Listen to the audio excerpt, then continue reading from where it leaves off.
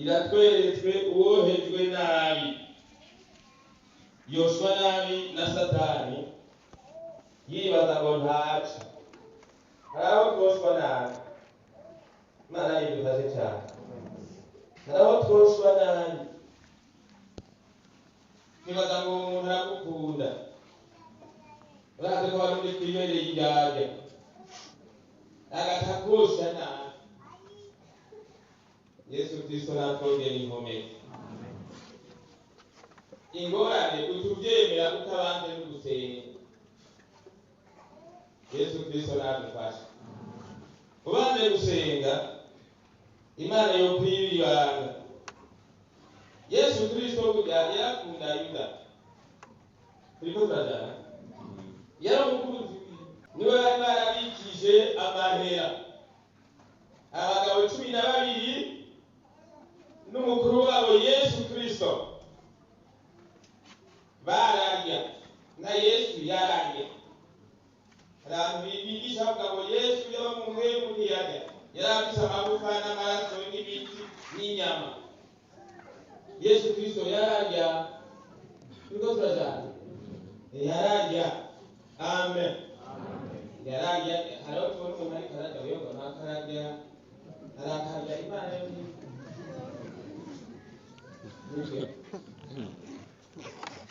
atamuzeza amahera. Abo batubwirwa kuko bafise abagabikora mu ndemu ye bakora muri karanga batamuzeza amahera. Kumva Yesu Kristo nawe wewe wayagendeye no muri banki mpamugenda kuraba ikibazo amufatira ko mu nkunda wayanjeje nini nta n'umwe. Yesu Kristo nadufashe. Hariho kutayera umugore wiwe bombo kwe, hariho kutayereka umugabo ukafata ati yamaze wane sibyo yemera akomeye cyane. Haleluya. Amen. Amahera ariko rero bamenye ko urupfu rushobora kutugatura akadoborera iyo n'umwana wawe ntabyo nakubuyereka. Uri umugabo uri umugore murayerekana. Yesu Kristo natwongera inkomezi. Avuga ati wewe ntuzoraba amahera nawe arayakunda cyahagaze. Satani ntiyigendera bitahagaze atuwonyene muce kuri uyu niho twomushikira kuko afite umuvuko w'amahera. Tumuha ifeza 30 aramutuha ndana wabishira mu bintu byo gukina ntacyo batomufata byokunda ndayarya.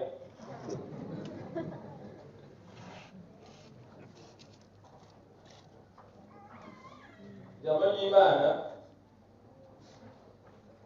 twereka yuko amaze kuyakira acaba ikimenyetso. Amaze kuyakira kugira ngo mushikire jewe nzomwegera ndamusome nuyone amagora abasoma n'ibyo barakunda uyu munsi jewe ndimo ndakunda abana kuko nyatari gomba cyangihana kwereka ko cyari muri ibyo bana barati kujya gusoma ndasubira gukunda Bibiliya itari uwoza gusoma azoba ariwe umufate.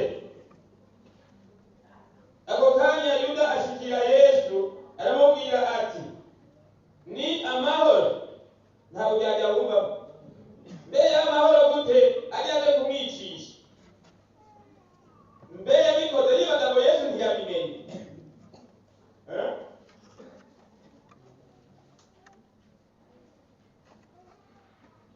Umurundi akuhisha yuko bakwanga nawe ukamuhisha kuri niko n'Abisirayeli bameze. Arabimenya yihorera n'amahoro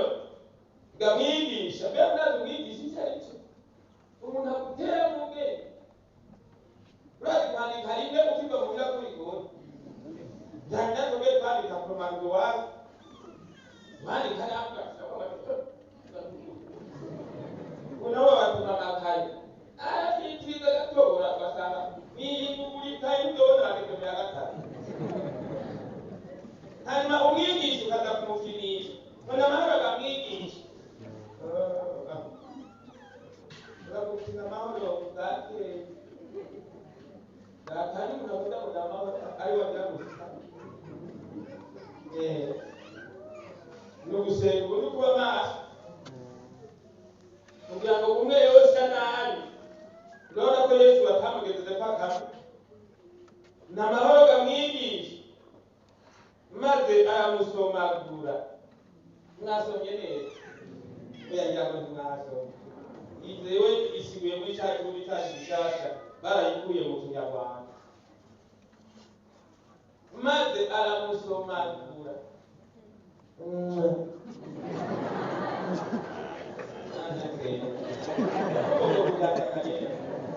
Imani dufashe idukure mu bikosha nabi ariko udukize wa muri haleluya idutabare wamega amukunda wamega nipampe wamega umukunzi wiwe ugabije avuga ati ndatugurishije umwe udugomba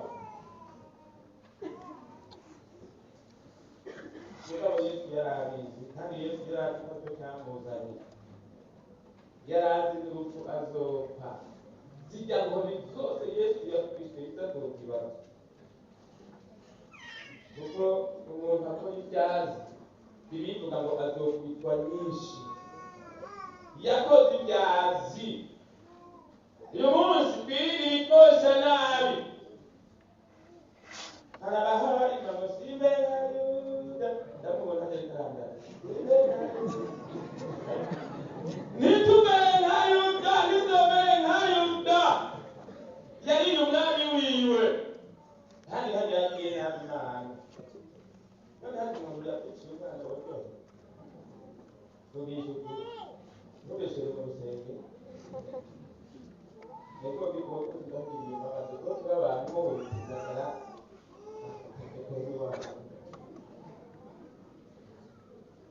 Gatuga mungo bakera anuko utangiye ko n'ibindi mwana Imana tukamuyesha Yesu amubwira ati mugenzi wanjye nikuzanye ntugikore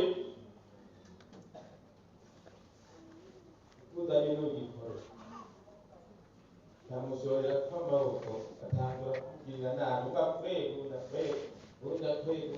kandi nakuwezeranye nabo kwanta uri umugenzi yajya nabwira hajya n'ingona irafise umugenzi kandi ingona ni igikoko cemesha ariko iraryama munsi y'igiti hajya kwitanganyika igaca yasama hari inyoni bikundana rero bakwitanganyika sibyo banigisha hanyuma igaca yasama kurya twose yariye kinjira mu kanwa kagutora urumva iyo nyoni ikiriro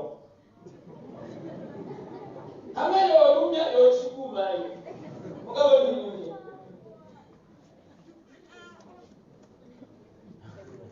rero uyu mukozi w'Imana kuko yakunda Yesu kuko yamukunda yavuga ati ndamukunda atayikora kandi anahita akamubita bagutorora ijungu sinemera ko umwami wanjye bamubwira nabi ndamuca ugutwi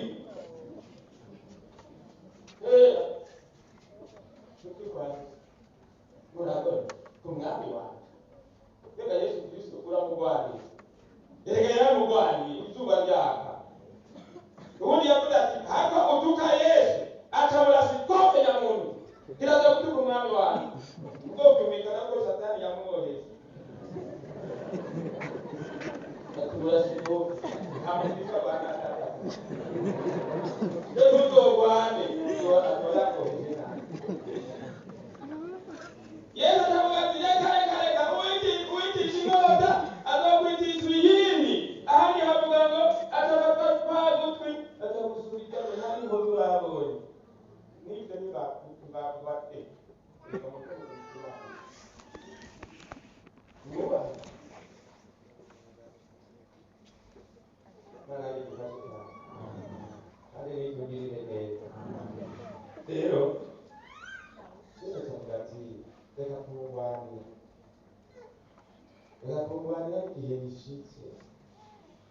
igihe cyose kuri wewe amageragezwa yaje urareka bavuge urareka bakubite igihe kizoba gishize data ahagaze nohamagara ingabo zo mu ijuru zikaza kuntabara kandi umumarayika umwe avuye kwa Mikayeli ajejwe ingabo z'ijuru hari kuza umwe usomye mu isezerano rya kera umwe yaciye mu bantu bavuga asanga 100 bose bameze nk'uko zahuye n'izuba none bagera mu cyari kuko bavuga ati iki somo ndabishishije rero ninga yavuye n'ibimosha nabi Imana yidufashe cyane rero uyu munsi ntabikosha nabi erega n'amahera agashaka kukosha nabi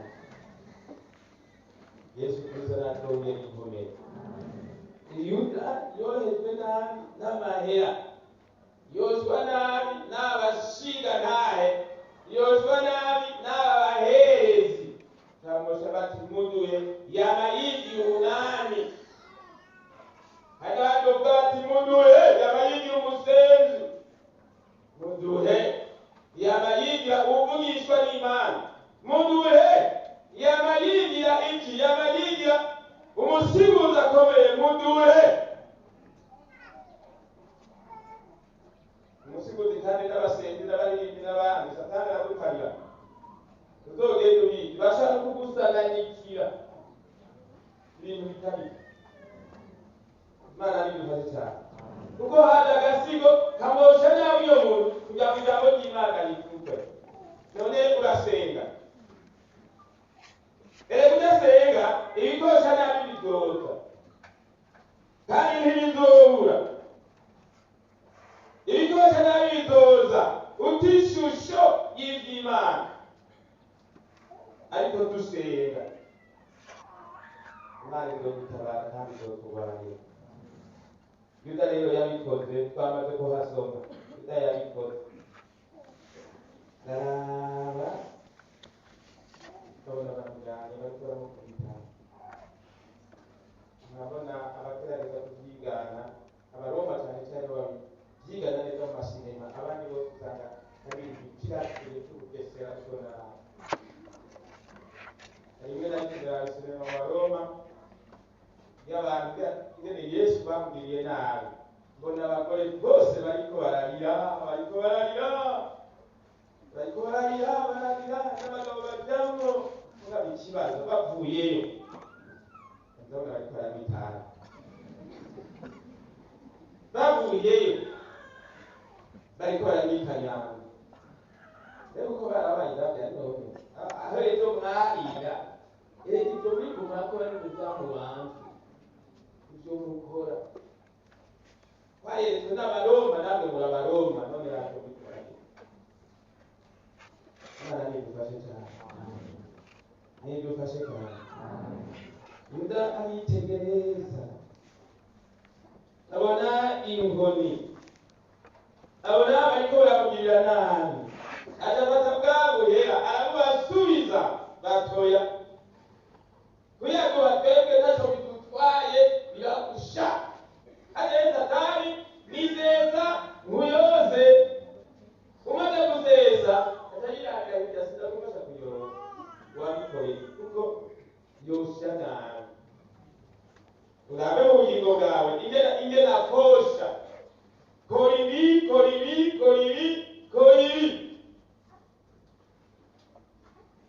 aya mahera ntayo dukeneye niwimenye biragusha tatubwira aya mahera nikoresera mu ishitani ayo mahera y'amaraso ukoresha mu ishitani beha ni amafaranga umuntu yibye yo yatanga kumbere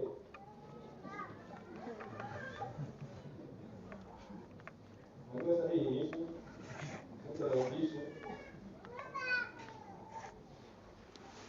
umuntu baravuga bati twebwe ntiyashyira mu mashikanwa yashyira igare yashyiraho yashyira urubanza tuyagura itongo kuri bane babuzi. Izo bitongo yo guhamba ingenzi, uwo nawe n'akazi kiwe biramusha. Satani yamwoheje nabi. Uyu mukozi w'Imana Yuda arabirya ntiyapfa. Ati none nkora iki? Reka ngende niyahure. Yari yagiye naka. Umuntu yiyahuye araja mu ijuru. Ntabwo ngo reka ingorane zanjye nitureho n'iki. Kandi ukwiyahura bizarara mu ishavu. None si bizarara mu ishavu. Undi mugabo rero mukomete aho nahawe rero mukomete hanyuma pasika iragera kandi hajya pasika abantu bararya gusumbya kuri Noheli barariha iwacu bararya iwacu baranywa bavuga bati twacunguwe twiko twatungurwa impere zikahagarama intama inka inkoko zozo ntabwo ziharuka kandi barenza kuna twakuri tw'abarundi umwerera niko bavuga. Hanyuma wa mugabo akagenda kwishyuza ubundi aseresha amahera yanjye kuko ni ku ipasi nkabanda ku kabari hano ku kabari ndashobora karaki ibyatsi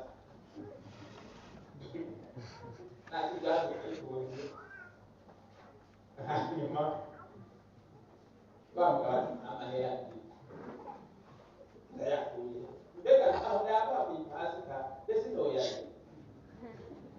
abana banjye sibati ntari igihe cy'iyome akagenda yitoga umugabo ugenda amuguranya amahera kandi yaratuye namubona yarenze imyaka 60 na yemwe amahera yanjye bayanyimye ndahiye Kirundi bayanyimye yabasha ngori muri we hari umwembe akazana ikiziri Satani ashiramuhosha aragikuri ahejuru ndere asharaduga ashikira muho umugabo ntagiye nawe wariye y'amahera yiwe yibereye muhi nawe agiye kumugore numva nyine Satani yosha nawe abandi bariko barahimbaza Pasika ko Yesu Kristo yabacunguye nawe ariko aragira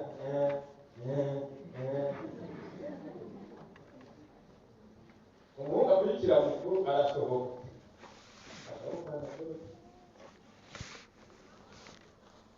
acamagara mukuru atega mukariya kanya acamufatira mutu ukamenya kamba nibandanye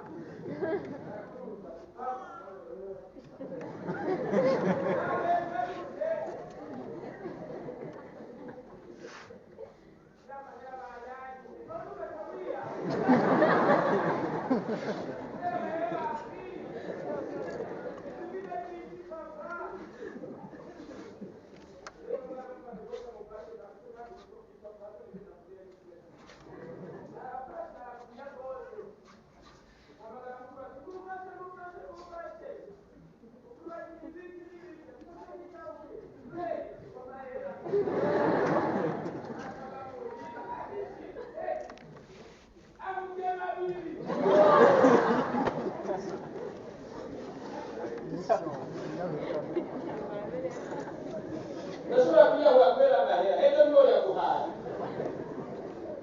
gusigira abana nta soni agira musubire ibindi ati leta reka ntuyoboye unateyiya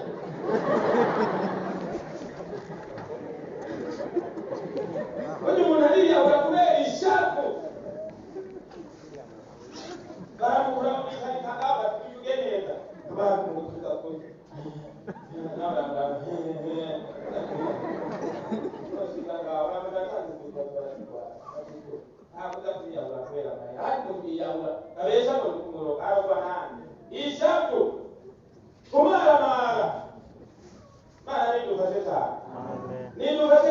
Amen. mu Rusizi hajya hepfo y'ikiraro kiriya kiraro gikuru cyiza cya Rusizi murakiboha yabana n'umudamu yakumbe wa mudamu y'amazi y'ibirigo iminsi yose n'umunyangeso bamugabarira Satana yabu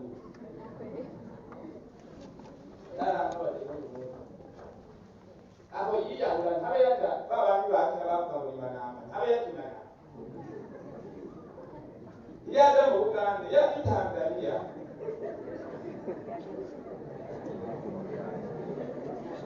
yamara kubona muri Kristo akabandanya kwanga sivyo mwaka zetu hanganisha kumara wewe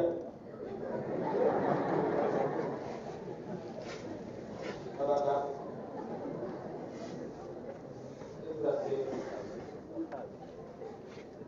bangari yuko bigira ati je nta kuri no bigira bigasitera kama tuyo na yakora data hata mahera yaya niyo kana ya kuja yashaka mwitanada ngabo Satana tiyaho umukomesha ane yamukomesha umucira no kuyebeje n'uburabu amaraho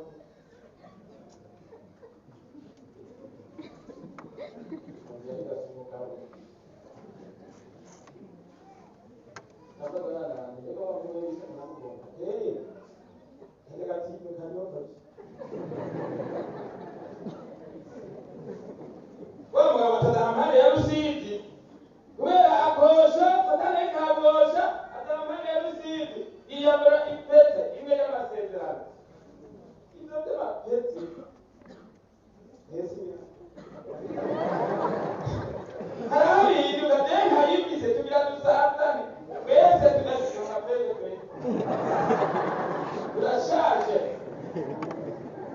ariko maza kwambika ipete mugaheruka mukibato icyo kubera ibintu bibosha nabi akubwira uyo mugabo wawe nta kintu afite ngoma da ntangati uyo mugore wawe nta kintu afite uzi umwaka w'ubu none habaye acatura ya pete ya alliance ashiraho telefone acashiraho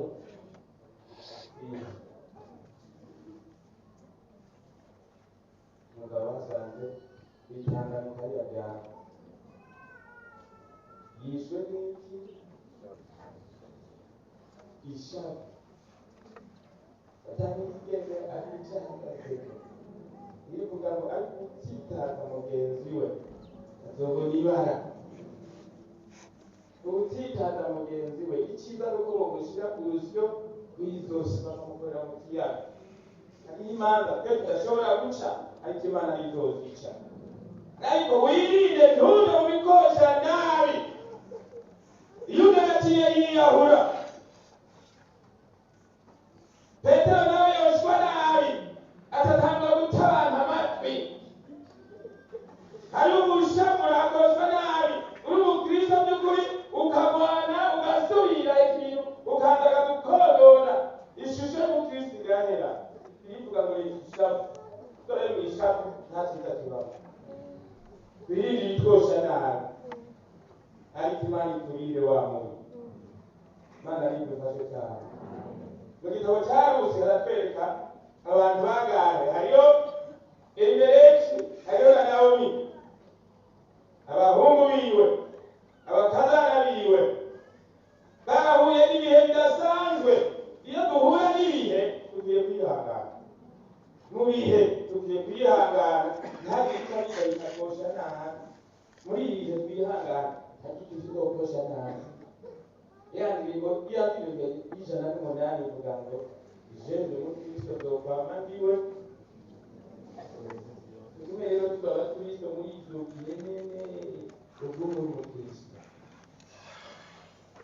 Imana idufashe cyane rero abantu bacabona ibihe bibi umugabo arapfa umugore asigana n'abakazana babiri mu minsi mike n'abahungu baca barapfa baca basigara ari abapfakazi batatu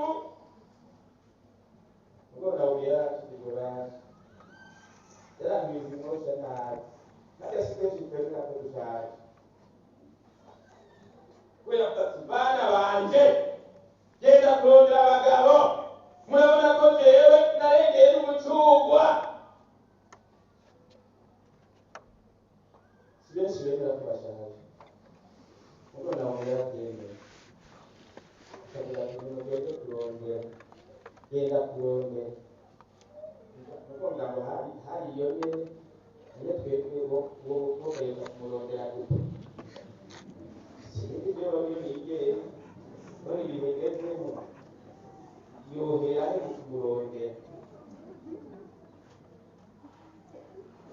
zamurafasha yohera yose mbere wagatwera wiheza ugatwera kugira ati by'ukwezi ntabwo wasubira mbere n'akantu karuba cyane uvuga ngo umwezi mbere wagatwera atansha kuza kugira niba muhitana ndavuga ngo mugende murondere ngomenga yarababaye ngomba kuba kubabaye bashobora kuva bavanye mu ndabiri ariko ko basoma tugeze muri yosefesa oya tukavana mu nda bararira rero akaza kumaye ngo wipfutse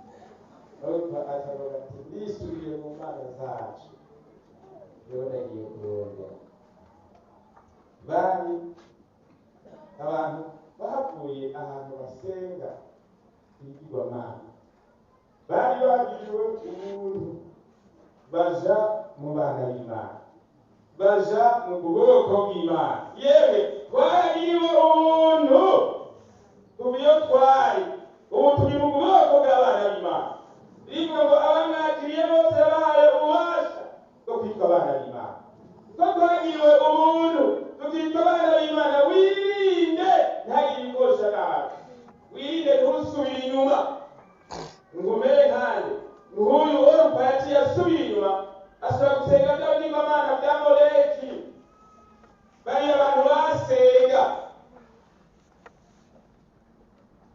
ariko rusa aravuga ati nabukwe n'inzoga n'inzoga ibyo uzorya n'ibyo uzorya uzorara n'ibyo uzorara reka kunyinginga kuguheba acane nabonye ko yamamaje ariko bibaza ko baruka tasenga hari icyakosha nabi iyi mibiri twambaye hari ikosha nabi yayiraga tudasabi ati mbiki w'umutamba kandi wabari nakari hera bigote zanene zimiri hata hiyo misingo kwenye rero tukufia ati kwa tikisa kwetu umefanya yasibe harmoniishi hata yashi umubiri ukakosha nabi umubiri wose orupa aratayira ukwe aratayisirayeli atarambere ukwahodera ngo yayiragi ubuntu atorojya bikurayo arigira tugakusenya ikindi mana mugabo gusa aravuga ati abuzoba n'umuzoba naramaramaje rusi yabaye seginakuza wa yesu kristo kuko yihangaye haleluya yayizi imosha nabi yegi itosha nabi hajya orupa yarayifise nzokwambara iki nzori iki nzobahe mbega nzogira izina n'abataravuze umwana azobahe ibintu nk'ibyo basanga umuntu aravuye pipi kuko habigirana n'imosha nabi baba hagize iminsi hariho ibikosha nabi ariko senga Imana kugira ngo wambare inkomezi kuko n'igihe cyo gusenga igitabo cy'itangiriro turangiye igitabo cy'itangiriro turangiye itangiriro ibice 4 dusome tugeze ku 8 itangiriro ibice 4 rero nyine ku murongo wa mbere ibya Kayini na Abeli maze uwo mugabo aryamana n'umugore wiwe Eva nuko Eva asama inda abyara Kayini aravuga ati ndonsa umuhungu kubwo Uhoraho. Asubiza ko abyara murumuna we Abeli. Abeli aba umwungere w'intama, Kayini nawe aba umurimyi. Igihe kiragera, Kayini azana ishikanwa ku byeze mu murima ngo abishikanire Uhoraho.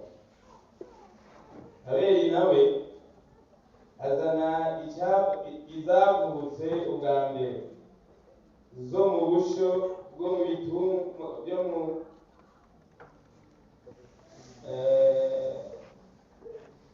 azana izavutse ubwa mbere zo mu busho bw'intungwa ziwe n'ibinure byazo. Uhoraho ashima Abeli n'ishikanwa ryiwe, ariko ntiyashima Kayini n'ishikanwa ryiwe. Maze Kayini arashavura cyane, mu maso yiwe hari ijigo. Uhoraho abaza Kayini ati ni igiki kikurakije? Mbega ni igiki gitumye wigiwe mu maso? Ukora neza ntiwokwemere, ariko nutakora neza icyaha kibunze kuruhu, kandi ni wewe kibifuza, ariko ukwiye kukimeresha. Nuko Kayini abarira Abeli murumuna we ati ingo dusohoke tuje mu gahinga. Maze bari mu gahinga, Kayini asimbira kuri Abeli murumuna we agira ati aramugatura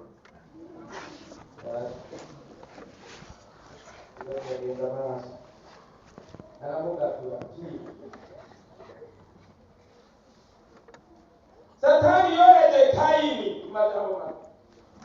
Satani yoheje Kayini ati wowe warimye ubundi nawe arorora, none ibyo utanze imbere y'Imana, Imana irabigaye, ariko ibyo Abeli yatanze Imana irabishima. Satani akamwosha ati mwice amwosha nabi. Satani ntohagari mugatura. Imana itegereza mwene Kayini agakora neza ntiwokwemere. Kayini kama wigiriwe mu maso agenda nawe umuntu hari inzobe ashavuye. Inzobe urayibura cyangwa natwe wabiyabo ntagihinduka, ariko umuntu w'inzobe ubonye yirawe aho ashavuye, aho wamubonye itunga iminkanyari mu maso uti ni iki iganzo bikiye. None kandi aho ukora neza ntiwokwemere. None yacha kukama akabwira Imana ati uko yari yashavuye, none ukagushimira ntiwashimira na gatoya. Nande nkerwa ibyanjye bikerwa nitubona ntibabwira ikintu yashikanye icari ico biranaco bavuga. Mugabo Abeli we batashikana izimeze neza n'ibinure byazo. Byanjye misezerano bya kera bashikana urubambanda, bashikana inkoro, bashikana igitigu, bashikana amafigo. Hanyuma Imana igategura iti n'ibinure mushireko, ati kandi mushireko naguye. Urumva Imana si gupfa kuyibonye byose. Imana Satani ntazokoshe uve kuvutura ibyo uzanye byose, ukadoda n'inka isa nabi uzoyiruka. Inka yisabe imigani y'ikitari. Reka hari naho inka itembe.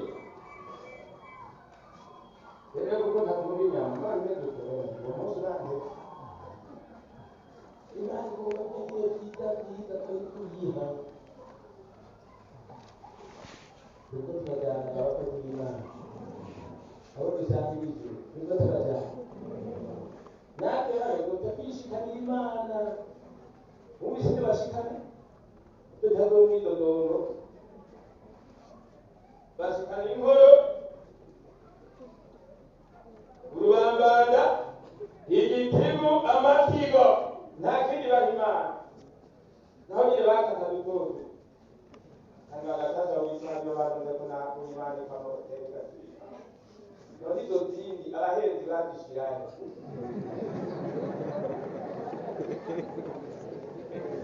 Egaye abantu biyanduza ku bintu by'ubusa none baca bazita Imana yari kubahana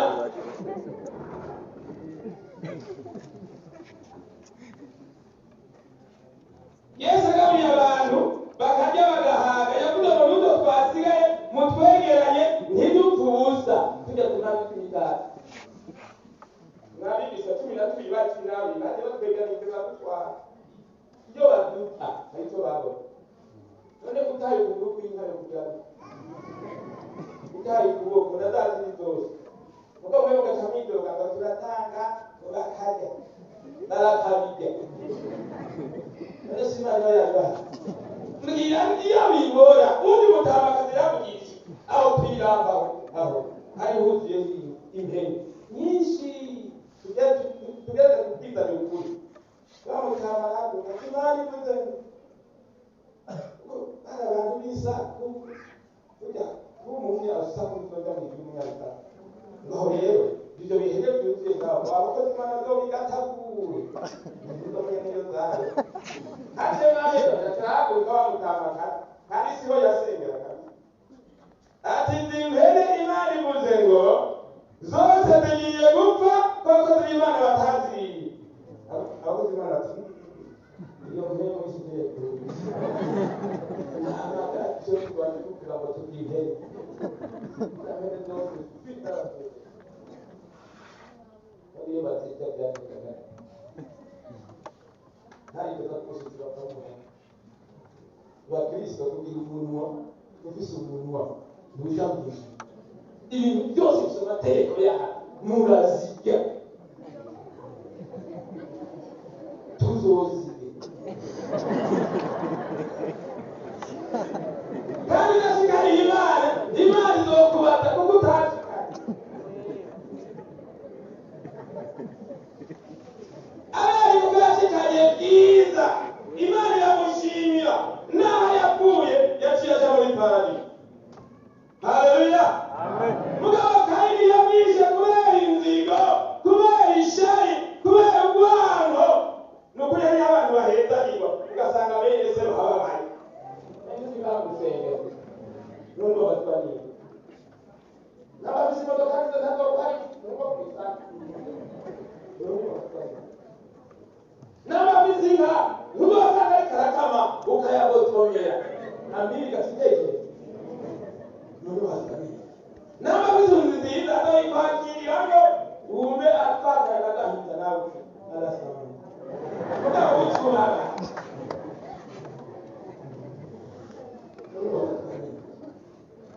none nta bintu bizoca bivuka bivuga ngo niwigirwe mu maso yindirwe woshwe nabi umugambi w'Imana izomuza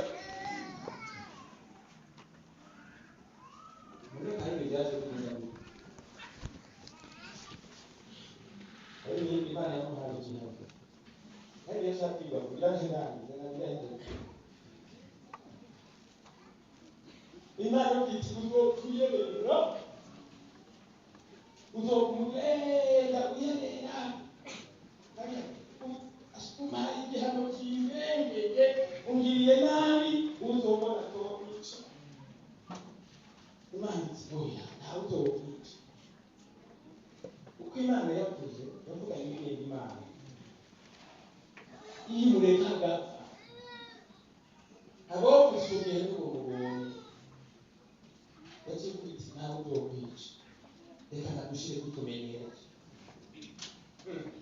ona kantu uzokubona ntazokwigira mugabo kuri turagenda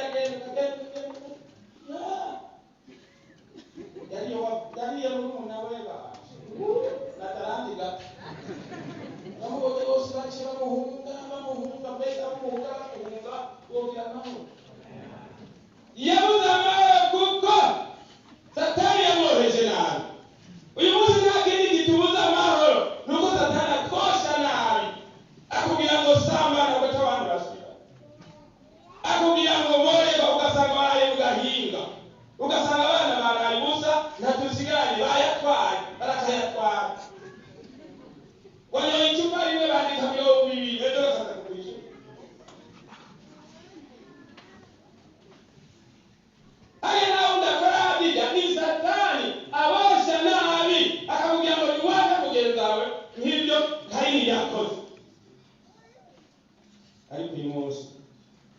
twirinde ibikosha nabi.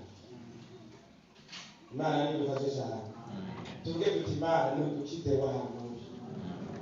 Imana idutabare dukize umubi. Birivuga ngo ingero y'icyaha n'urupfu. Ariko ingabire y'Imana ni ubugingo budashira bubonerwa muri Kristo Yesu. Rero ubugize iminsi bose nabi.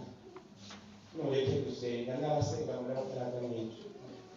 N'abataraga mwinshi uyu munsi bagira mwinshi. N'abataraga mwinshi bagira impuhwe zo kunesha ibyo banesha.